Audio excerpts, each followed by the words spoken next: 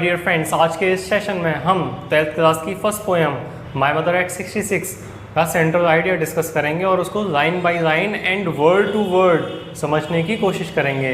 चलिए शुरू करते हैं। ये जो पोएम है, इस पोएम को कमला दास ने लिखा है, तो आप ये लाइन भी ऐड कर सकते हैं। This poem is composed by Kamala Das. First line start होती है, the poem starts with the journey of the poet, यानी कि द पोएम मतलब कविता, स्टार्ट्स यानी कि शुरू होती है, विद द जर्नी, जर्नी यानी कि यात्रा, यानी कि ये कविता यात्रा के साथ शुरू होती है। और यात्रा किसकी? ऑफ द पोएट, यानी कि कवि की यात्रा के साथ। विद हर मदर यानी कि अपनी माता जी के साथ में। टू कोचीन, और कहाँ जा रहे हैं ये लोग? कोचीन जा रहे हैं। कोचीन केरल में एक जगह है, उस जगह का नाम है कोचीन, वहाँ जा रहे हैं। On the morning of last Friday, यानी कि टाइम है सुबह का और दिन है शुक्रवार। Next line, the poet noticed her mother sitting beside her, यानी कि जो कवि हैं उन्होंने नोटिस किया, देखा कि उनकी जो माता जी हैं सिटिंग बिसाइड हर, सिटिंग यानी कि बैठी हुई हैं, बिसाइड, बिसाइड का मतलब होता है बराबर में, सिटिंग बिसाइड हर यानी कि जो माता जी हैं वो कवि के बराबर में बैठी हुई हैं। Who was dosing and open mouthed, अब यहाँ पर डोज DOZE वाला डोज है, ना कि DOSE वाला। जो DOSE वाला डोज होता है उसका मतलब होता है खुराक। जैसे कि कई बार हम डॉक्टर के पास जाते हैं तो डॉक्टर हमें डोज देता है, DOSE। कई बार जब हम शैतानी करते हैं तो माता पिता भी हमें डोज दे देते हैं, तो उस खुराक की अंग्रेजी होती है DOSE, लेकिन यहाँ पर यूज़ किया गया है DOZE वाला। तो इस वर्ड का मीनिंग होता है हल्की नींद लेना।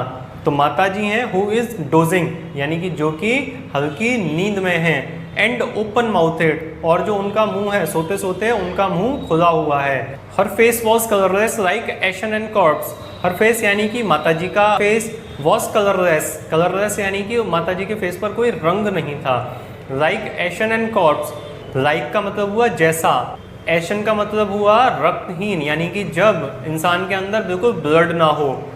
एंड कॉर्प्स, कॉर्प्स का मतलब होता है शव। माता जी का फेस बेरंग लग रहा था। कलरलेस, लाइक जैसा, कैसा?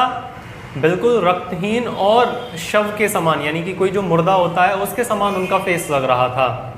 Eight that the poet realize that her mother had grown old, जब उन्होंने देखा इस तरीके की अपनी माता जी की कंडीशन देखी कि माता जी बैठे बैठे ही सो गई हैं, उनके फेस पर कोई रंग नहीं है, कोई ग्लो नहीं है, उनका फेस एकदम डल हो गया है, तब उन्होंने नोटिस किया, रियलाइज़ किया कि माता जी जो हैं वो काफ़ी बूढ़ी हो चुकी हैं।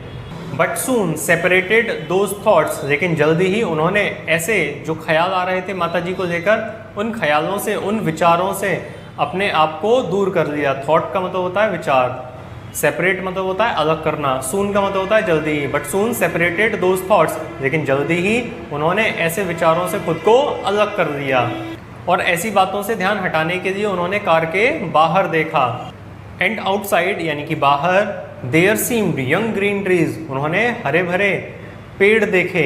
एंजॉइंग चिल्ड्रन यानी कि हंसते खेलते हुए बच्चे देखे, यानी कि जो खेलने में काफ़ी खुश थे, ऐसे बच्चे देखे उन्होंने।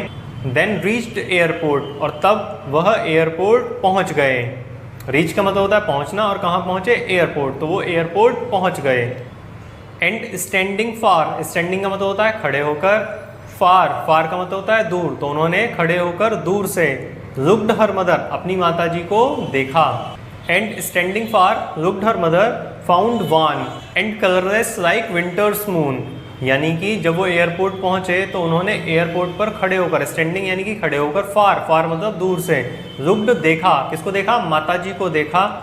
फाउंड, फाउंड यानी कि जब उन्होंने माता जी को देखा तो पता चला। वन का मतलब होता है एकदम फीका, कोई भी चीज़ जिस पे कोई रंग ना हो, कोई कलर ना हो, बेरंग हो, कोई चीज़ डल हो गई हो, इस तरीके का उन्हें माता जी का फेस दिखाई दिया। And colourless like winters moon, और जैसा सर्दियों का चांद होता है उसी तरीके से बताने की कोशिश की है कि माता जी का जो फेस था वो बिल्कुल इसी तरीके का हो गया था। And old pains and childhood fear returned, और जो उनके दिल में पुराना दर्द था और जो डर था, बचपन का डर, यानी कि बचपन में ज़्यादातर बच्चों को ये डर होता है कि कहीं उनके माता पिता उनसे दूर ना हो जाएं, तो इसी तरीके का डर उनमें वापस लौट आया कि कहीं मेरी माता जी मुझसे दूर ना हो जाएं। बट द पोएट सेड, लेकिन जो पोएट हैं, कवित्री हैं, कमला दास हैं, उन्होंने कहा टू मीट सून, कि हम जल्दी ही मिलेंगे। And while parting continuously smiled, और जब वह जा रही थी प्लेन में बैठने के लिए तो वह अपनी माताजी को देखकर लगातार मुस्कुराती रहीं। ये एक बहुत सेंसिटिव सी पोयम है जिसमें कवि ने ये बताने की कोशिश की है कि जिस तरीके से हम बड़े होते जाते हैं हमारे माँ बाप भी बूढ़े होते जाते हैं, क्योंकि जैसे जैसे हम बड़े होते जाते हैं अपनी लाइफ में बिजी होते जाते हैं, हम ये भूलते जाते हैं कि माता पिता भी तो अपनी लाइफ में अब वो बूढ़े हो रहे हैं, तो हमें अपने साथ साथ उनका भी पूरा ध्यान रखना है, पूरा ख्याल रखना है। पोइट के मन में बहुत सारे विचार आते हैं जब वो अपने माताजी की कंडीशन देखती है कि माताजी बैठे बैठे सो गई हैं, उनका मुंह खुला रह गया है और उनका जो फेस है बिल्कुल डल हो गया है, बेरंग हो गया है, फेड हो गया है। तब उनके मन में इतने सारे इमोशंस आते हैं, वो इतनी ज़्यादा सेंसिटिव हो जाती हैं। तो उन्हीं इमोशंस को उन्होंने इस पोयम में बताने की कोशिश की है। और जब पोइट को लगता है कि वह अपनी माताजी से दूर हो जाएंगी तो उनके मन में जो बचपन का डर था वो लौट आता है वापस से और वो भावुक हो जाती हैं और वो उन दिनों को याद करती हैं जब माताजी एकदम सही हुआ करती थी, एकदम ठीक हुआ करती थी और उनका फेस हमेशा खिला खिला रहता था and she was very beautiful, और वह बहुत ज़्यादा सुंदर थी। तो आप भी अपने माता पिता का ध्यान रखिए और उनकी केयर कीजिए। आई होप कि आप ये पोएम समझ पाए होंगे।